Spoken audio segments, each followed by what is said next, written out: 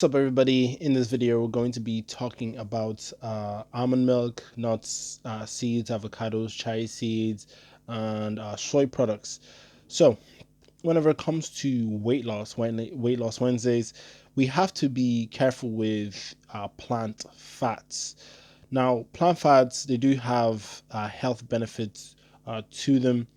However, you can go too heavy on the plant fats, and I would say that they are the least slimming foods in the vegan plant-based world. What I promote for weight loss is a high carb, low fat vegan lifestyle with calories coming from plant foods such as bananas, dates, potatoes, rice, corn, sweet potatoes, um, as your carbohydrate staples. And the main reason is because carbohydrates are 4 calories per gram, but fat is 9 calories per gram.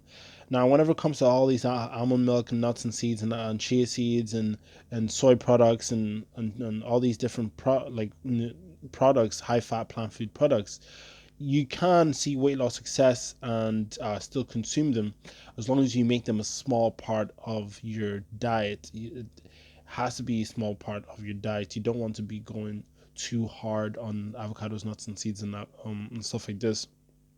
And if you don't believe me, look up Chef AJ. Look up Chef AJ and her story. She was eating like a whole food plant based lifestyle, but she was just going too hard on the nuts and all these different things. And whenever she sort of eliminated these sort of food products, she lost a considerable amount of weight.